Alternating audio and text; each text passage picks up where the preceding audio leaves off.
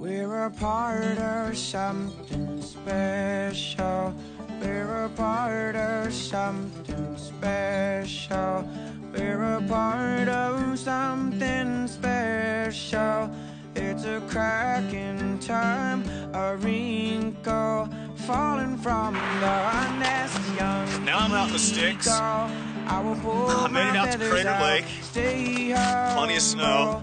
But the weather's still kind of crappy, so rather than shoot straight into the backcountry, I'm going to go 20 miles down this road and hit Umpqua Hot Springs for a couple of days. Still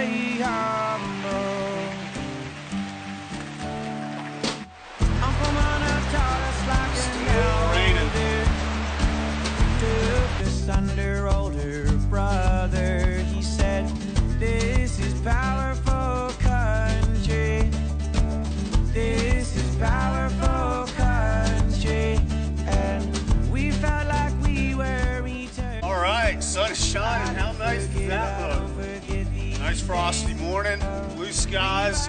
Weatherman says sunny for the next 3 days. Time to finally go to Crater Lake. You guys must be a mile from the maintained road or developed area when you guys camp. So like I said, your mile is at Discovery Point, but you cannot camp there. For you guys, I would not progress past the Watchman. I might not even climb up Watchman because you're getting into an avalanche zone. It'll be windy, icy, and crusty, and sounds like you guys have done snowshoeing, but how much like mountaineering type snowshoeing have you done? Judgments. Okay. Just be mindful that whatever you get yourself into, you have to get yourself out of. Yeah. And it's going to be 12 to 36 hours, if not longer, if you guys get hurt. Mm-hmm. And it's not going to be helicopters, and it's not going to be snowmobiles. Yeah. It's my ski patrol skiing out to you, throwing you in the back of a sled, and then them pulling you out. Edges is not where it actually is. We recommend staying 10 to 15 feet back from the perceived edge.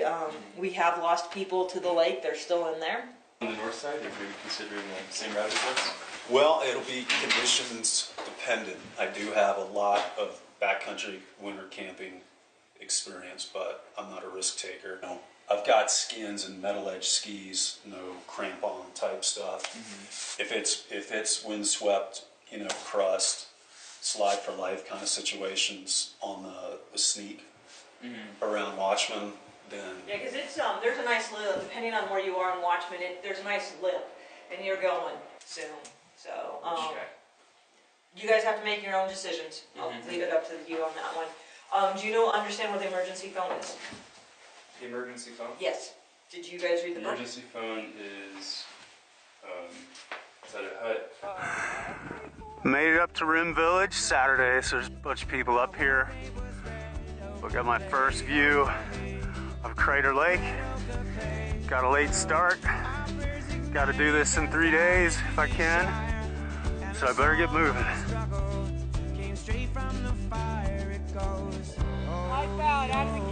Nice. Way to warm it up. I met a couple right here, not a half mile in, going the same route. We're going to try to go out and check out Watchman, see if it's safe.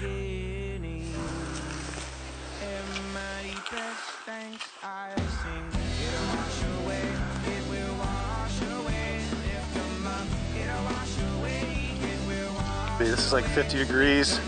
This is the road. It's snowed in. But look and see. Doesn't look safe to me to go any further, so we're gonna have to traverse up into these trees to the ridge and hopefully find powder and not ice to descend the other side of the ridge. Here's Carly booting up this 45-degree slope. I bet when the three of us meet at the top, we decide this was not a smart thing to do. But it sure is beautiful. We're on the shoulder of our first avalanche-prone basin here, on the shoulder, northwest shoulder of Watchman. Hoping to find a safe route down, or we're gonna have to give up the whole trip and go back. So we're gonna look hard.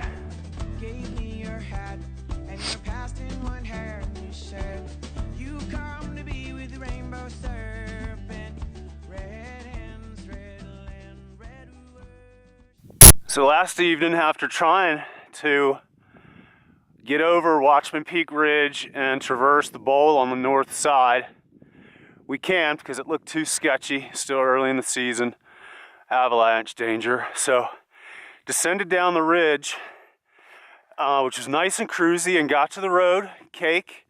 It looked great, and was coming around the corner to the north side here, hoping that it wasn't another cliff situation, but it is. It's worse than the south side.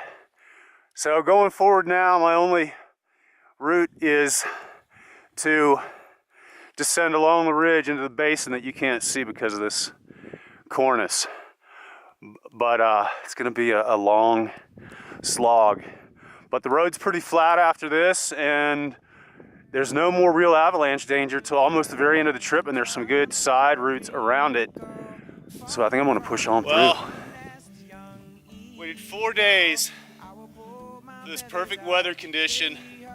Perfect snow for cross-country skiing, 4 or 5 inches of powder on crust, so it's easy going. You don't have to break much trail. I got to the bottom of Watchman Ridge and I was worried I almost got cliffed out, but I found this one little notch. Looks super doable. If you're coming down the ridge, center ridge, it's off on the right. Well, that was a beast of a go-around. I wouldn't recommend it, but I'm at the top of the basin. I stayed to the north side as I came up, and it worked out great. None of the ridges dead-ended to a cliff.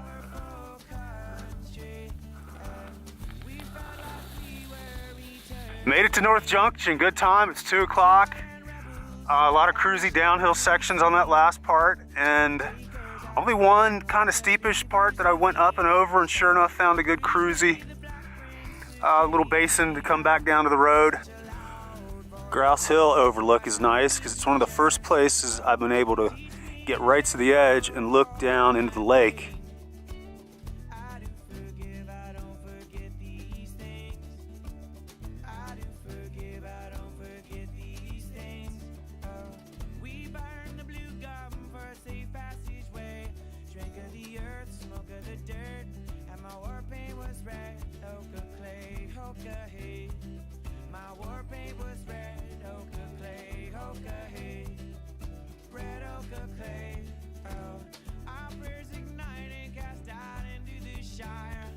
Good morning, day 3. So I spent the last night just past Pumice Point, as best I can figure, and I had, again, really cruisy from Watchman. And so wake up early this morning. I'm not even halfway, and I'm supposed to be out. It's my 3rd day. And we're on the north side of Cloud Cap.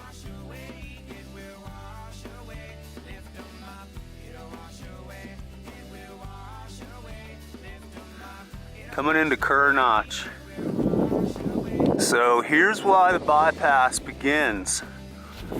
All these lower, I'm gonna say that's better than 50 degree. You know, all the open snowy areas above the treetop, down in the bottom and the drainage. That's the road. Actually, there you go. You can see the rock wall.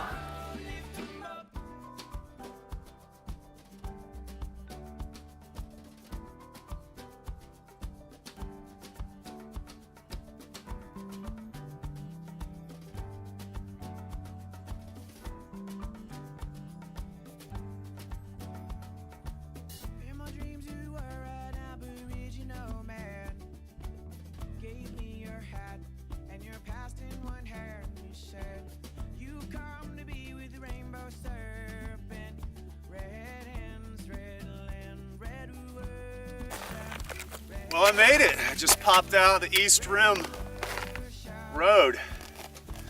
Ooh, what a trip. What a marathon. Man, just enough rolling terrain and even, avalanche danger to keep it interesting. I'm looking forward to coming back next year. I think with a little more avalanche knowledge, the trip's gonna go a lot better.